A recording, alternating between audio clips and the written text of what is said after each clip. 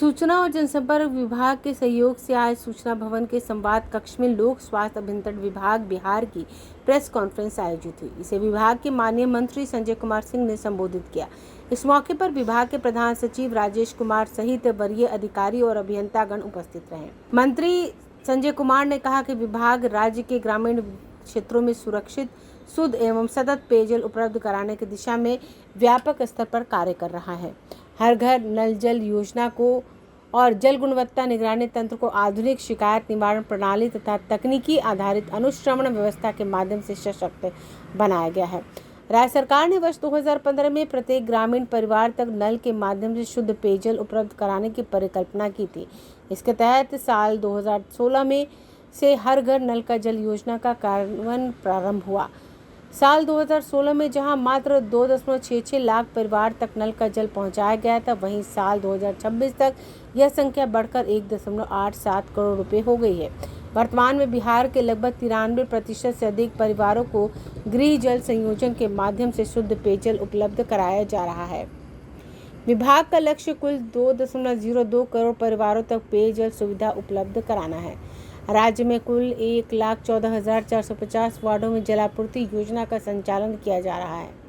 इनमें लोक स्वास्थ्य अभियंत्रण विभाग के अंतर्गत 50,000 योजनाएं तथा पंचायती राज विभाग के हस्तांतरित 70,000 योजनाएं शामिल हैं। विभाग द्वारा वार्ड स्तरीय जलापूर्ति योजनाओं, एकल ग्रामीण योजनाओं तथा बहुग्रामीण जलापूर्ति योजनाओं का संचालन किया जा रहा है। राज्य के दूरस्थ और गुणवत्ता प्रभावित क्षेत्रों में भी सुरक्षित पेयजल उपलब्ध कराने की दिशा में विशेष प्रयास किए गए हैं। भूजल में आर्सेनिक, फ्लोराइड और आयरन संदूषण से प्रभावित क्षेत्रों के लिए सतही जल आधारित बहुग्रामीण जलापूर्ति योजनाएं विभाग की प्राथमिकता में हैं। राज्य के विभिन्न जिलों में गंगा, सोन और सुरसर नदी को स्रोत बनाकर बहुग्रामीण जलापूर्ति योजना का निर्माण किया गया है। भागलपुर, वैशाली, बक्सर, बेगूसराय, भोजपुर, नवादा, नालंदा और अन्य जिलों में संचालित योजनाओं के माध्यम से लाखों लोगों को शुद्ध पेयजल उपलब्ध कराया जा रहा है। 14 योजनाएं पूर्ण होकर चालू हो चुकी हैं, जबकि 2 निर्माणाधीन हैं। इसके अलावा 2 योजनाओं का सर्वेक्षण विभाग द्वारा कराया जा चुका है, जो प्रक्रियाधीन है। आइए सुने और क्या कुछ कहा मंत्री ने। कि पानी मतलब पीएचडी, ऐसा बिल्कुल नहीं है। जितने भी शहरी क्षेत्र हैं, चाहे वो नगर पालिका हो, नगर परिषद हो, नगर पंचायत हो, ये सारे जो हैं वो हमारे अंदर में नहीं आते हैं। और जितने भी टंकी, अमूमन मुझे लगता है कि आज 60 से 70% जितने भी टंकी लगे हुए हैं वो नगर परिषद एरिया में आते हैं और वो नगर विकास विभाग के अंतर्गत आते हैं, न कि पीएचडी विभाग के अंतर्गत आते हैं। गांव में किसके अंदर में आता है जो नल जल योजना के तहत जो कर रहे हैं? वो हमारे विभाग में आते हैं। उसमें से मैं उसी की बात कर रहा हूँ, आप शहर में मत आइए। उसमें जैसे अब बता रहे हैं, जैसे क्या है ना कि गांव में भी अगर अनुमंडल स्तर पर कोई बाजार है और वो नगर पंचायत के अंतर्गत आता है या नगर परिषद के अंतर्गत आता है, तो वो नगर विकास विभाग के अंतर्गत आता है। लेकिन जो गाँव में, जो पंचायत में है, वो पीएचडी की जवाबदेही है।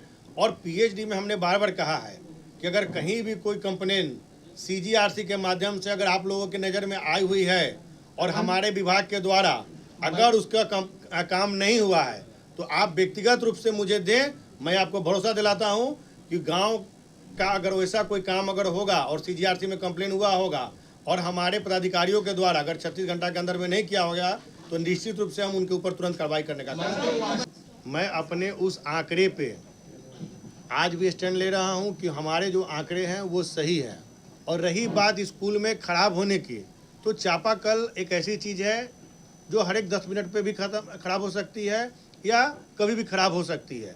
हाँ, लेकिन हमारा निरंतर प्रयास ये जरूर होता है कि कंप्लेन आने के 24 घंटा के अंदर में, चाहे वो चापाकल का मामला हो, चाहे पाइपलाइन का मामला हो, या कहीं पाइप फटने का हो, मोटर जलने का हो, या किसी भी प्रकार का हो, हमारा लक्ष्य है उसको जल्द से जल्द खत्म करने का। और हम लोग पूरा प्रयासरत हैं। हमारे विभाग के पदाधिकारी लगातार निरंतर, हमने बताया कि सप्ताह में 1 दिन ये लोग बैठ के पूरे जिले का, जितने भी जिले के वरिष्ठ पदाधिकारी हैं उनके साथ मॉनिटरिंग करते हैं और एक आंकड़ा के तहत कि पिछले बैठक में आपने क्या किया था, पिछले बैठक में आपने इस काम को पूरा किया कि नहीं किया, उसकी लगातार मॉनिटरिंग होती है। तो इस कारण से अभी तक तो ऐसा कोई सूचना नहीं आ रहा है, लेकिन अगर ऐसी कोई सूचना आती है तो निश्चित रूप से हम लोग वैसे पदाधिकारियों पर कार्रवाई करने का भी काम करें। अच्छा मंत्री जी,